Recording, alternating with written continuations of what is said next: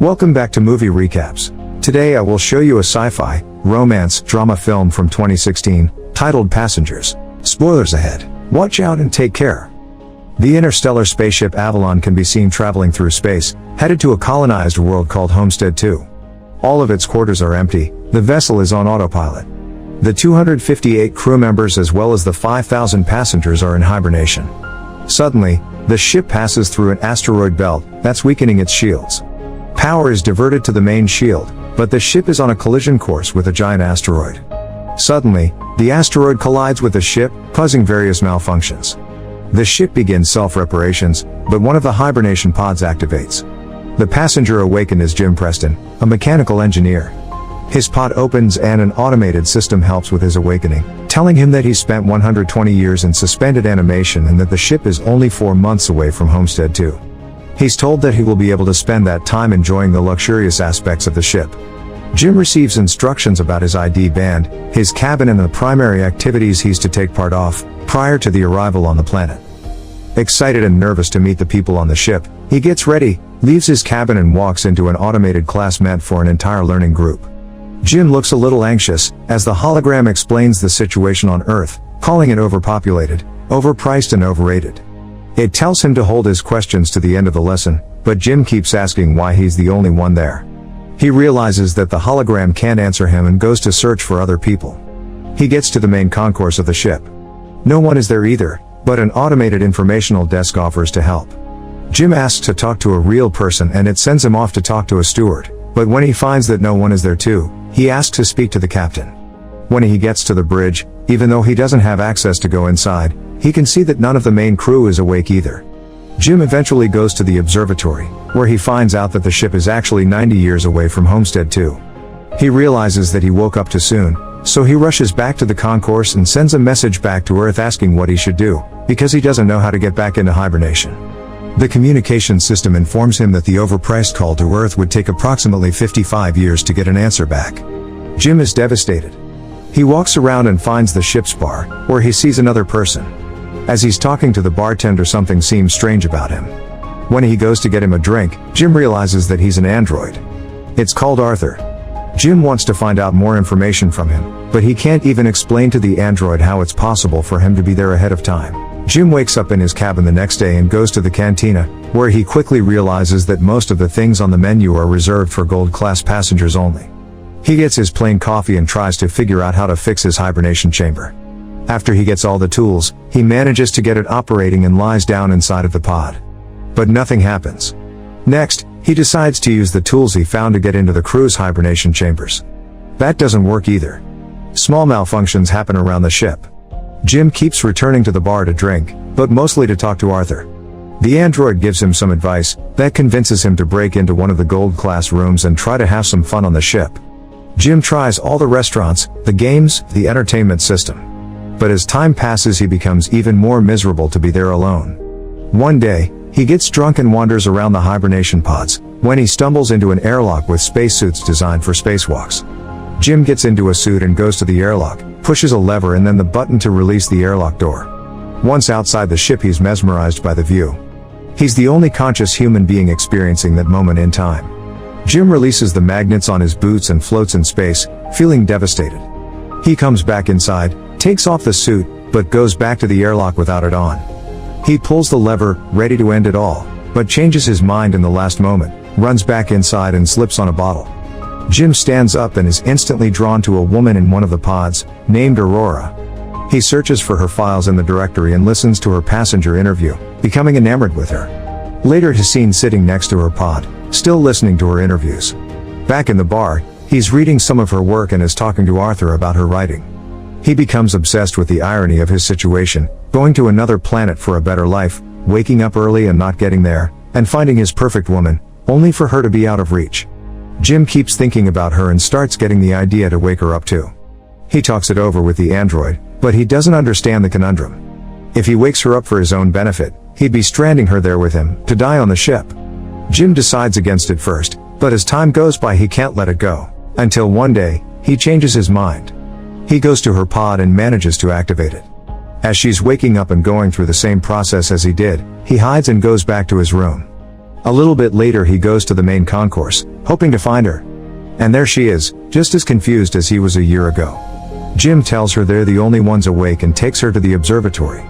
Then he tells her that he can't get to neither the crew, nor the main commands of the ship. Aurora freaks out and wants to get back into her pod. When they get to it, Jim explains that there is no special equipment on the ship that can help them get back into hibernation, effectively telling her that they're stranded. They go back at the concourse and he tells her that she should rest, since she just came out of hibernation. She feels sorry for him, having to spend more than a year alone on the ship. Jim goes back to the bar, feeling regretful about what he did. He asks Arthur not to tell Aurora that he was the one that woke her up. The next day, Aurora wakes up.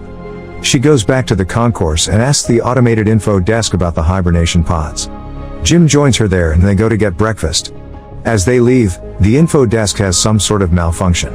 In the cantina, Aurora realizes that Jim has been eating the same breakfast for more than a year and gets him one of the gold class menus. They talk about the possibility to fix the pods, but, unlike Jim, Aurora isn't ready to give up. She searches through the infirmary, then goes through research documents, eventually ending up at the crew's hibernation quarters trying to break the doors open. Jim notices more malfunctions throughout the ship.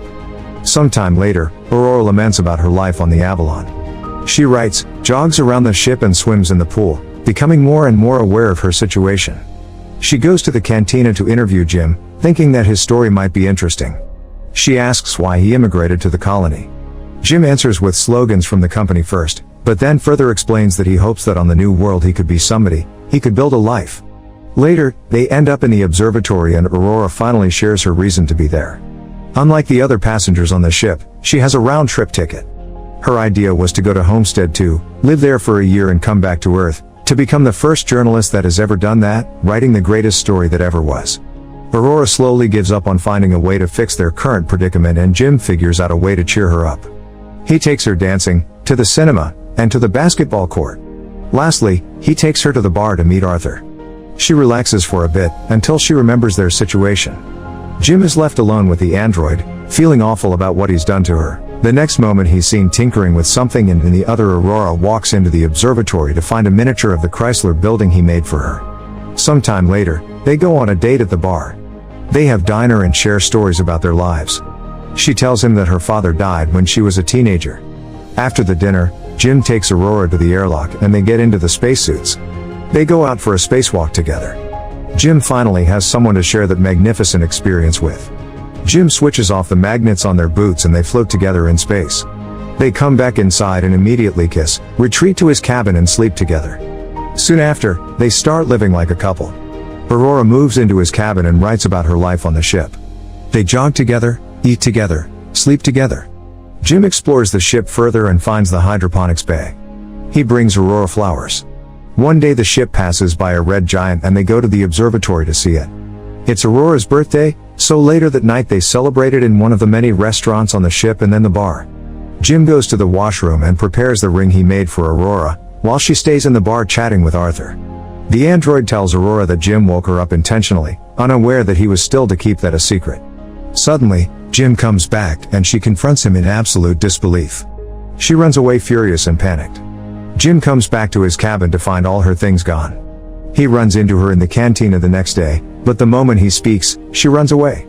Aurora is desperate. One night she goes over to Jim's cabin, punching and kicking him, wanting to kill him. Talking to her over the comm because she keeps avoiding him, Jim tries to apologize and explain his actions to her. He tells her he fell in love with her, but Aurora doesn't care. She can't forgive him for taking her life.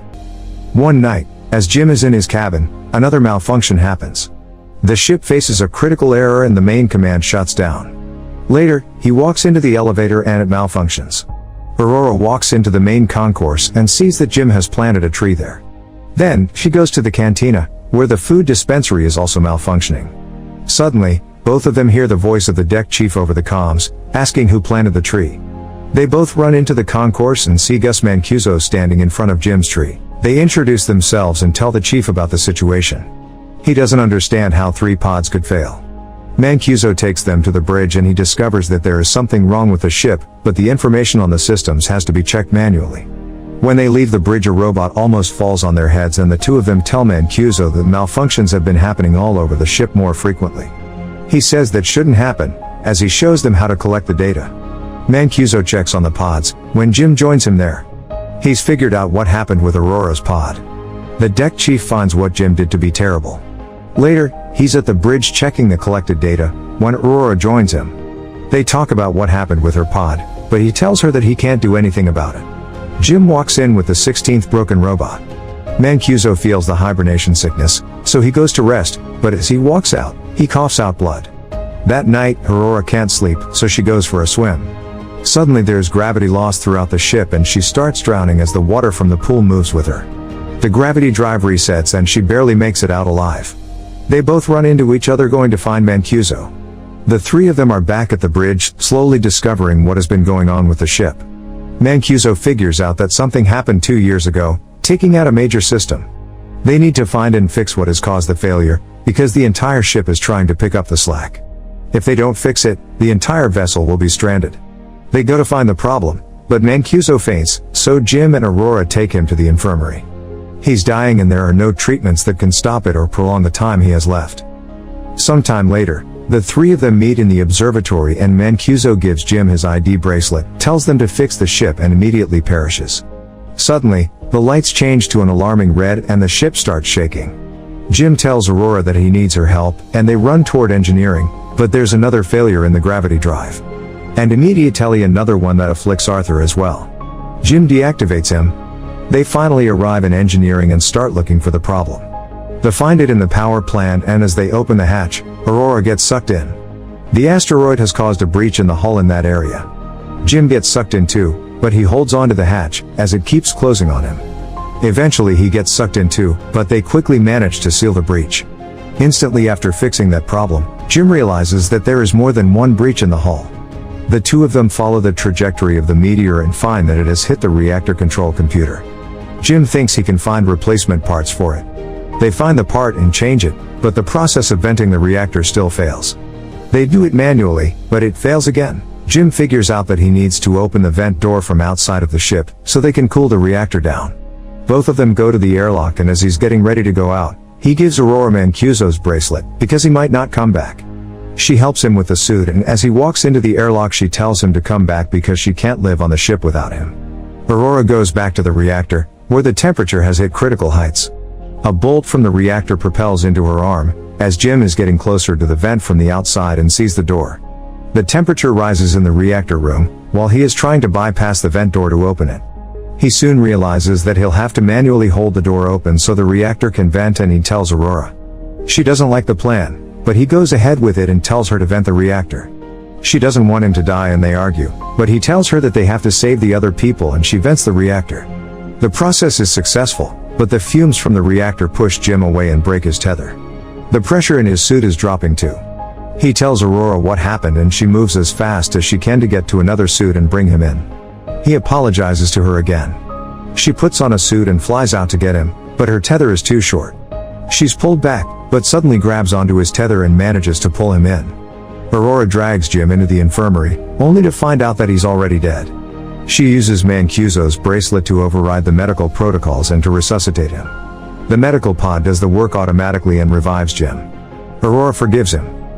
Later, Aurora fixes Arthur and they give Mancuso a proper space burial. Jim takes her to the infirmary and tells her that he's found a way to use the medical pod as a hibernation one. He tells her to get inside the pod and ride out the rest of the journey in there. But, as is later revealed, she declines and decides to stay with him, awake on the ship.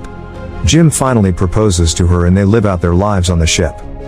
88 years later, the Avalon arrives on Homestead 2. The crew wakes up and finds the ship in a very unexpected state. Aurora leaves them a message, retelling the story of the life her and Jim had on the ship while the rest were sleeping. Make sure to subscribe and turn on notifications so you can watch more videos like this. Thanks for watching.